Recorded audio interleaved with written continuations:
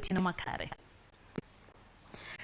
Koro mgaji wanga mano kanyo Millicent koya kaonti no ma Kisumu, jo Kisumu bende ni kanyo kendo sech iko timo ikruok e yo makare mano mar dhi gombulo odiochieng' no makiny sa 12 okinyi ka bende tesende gombulo idhi ya waneno kanyo ka Stella Bugo kantiere gwenge mag Amerika wacho ni diaspora votes bende ok ninde. Nyakoro mgaji wang kwa dhi mbele ni jopiny kaonti ma Narok bende onyiso geno margi gi yiero ma ibago e pacho ka odiochieng' no makiny. Jafwambo marwa James Opondo nigi ler mar wachno.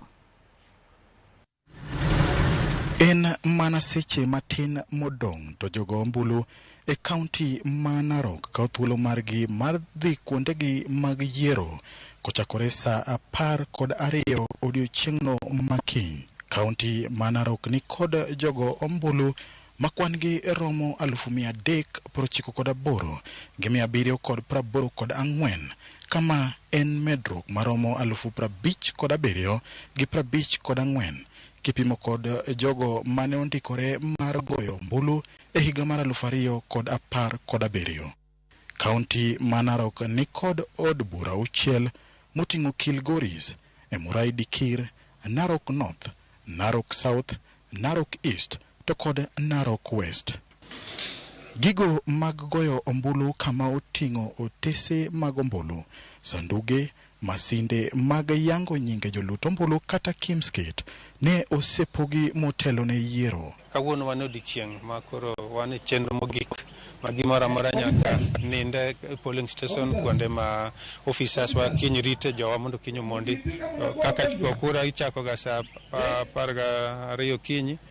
Koro nyocha wabedo gi briefing gi the chief agent, wabedo gi briefing gi the candidates, we told them their roles, everybody, and currently we are wawuoyo gi the security team because okwadwani gi the station oneno ka piyo timo gimoro teno kong'eyo gima dhi mbele. Koro gimbende nyocha wasebedo kod gi puonjruok mamoko ma kawuono wanwoyo negi anwoya mondo ng'ama nyocha wiyo wil koro kik dhi kono ka wiyo wil.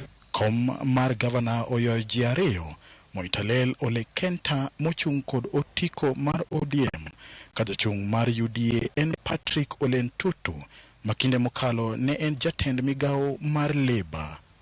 Kom mar seneta oyo ji 11 kamoting'o gavana masani Ole Tunai, seneta Ledama Ole Kina e kind mamoko. Jogo ombulu e kaunti ni ma Narok ni kod geno ni yiero biro timore e yorno ma oyanga. Koro wan ga jokonagi akwayo kaka an achiel kuomgi modak Narok ka. Wagoyo ombulu kendo wuoguru te wa jokonagi kich wan osebedo ijaro wani waringo ombulu. To bedo ni waringo ombulu en gima oseng'ere. Ta wakwayo ne wang'ni kuma dier wagoyo ombulu ni kendo wuogo wate mondo wago ombulu ne jatendo mosebedo kuwa geno. Arita kwe bende ojiw e kaunti ni ma Narok ka seche koro kayo ka polise oseor e kuondego duto mag goyo ombulu. Komisona mochung' e arita kwe e kaunti ni ma Narok, Isaiah Masinde, omedo kwayo oganda mondo obed kod kwe e seche mag goyo ombulu kendo kinde duto mariwruok mar yiero IBC biro bedo katayo wechegi mag yiero. Security team tumejiandaa vilivyo. Tumeweka security officers in all the 885 polling stations. Pia tumeweka security in all the 7 tallying centers, 6 in the constituencies and 1 at the county headquarters. Pia tumepata materials yote ya kuhusu uchaguzi na yote imekuwa escorted to the polling stations so that by tomorrow 6 tuweze kupika kura. Jogo malaro kombe mopogore bende ijiwo mondo oyie kod duoko ma IBC biro lando to kaponi gin kod ng'ur to gilu lai mowinjore mar chwalo ywak margi. Pia ningependa kuchukua nafasi hii kuwauliza candidates kwamba wakubaliane na matokeo.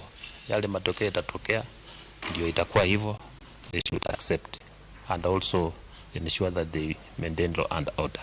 Masinde omedo kwayo jo ohala ahinya to matimo ohelni mag kuonde budho mondo olor kuondegi mag ohala chon midhiambo makawuono mondo chiw thuolo ne jogo mago kura mondo dhi onindi chon ka giketo ikruok ne yiero odiochieng'no makiny.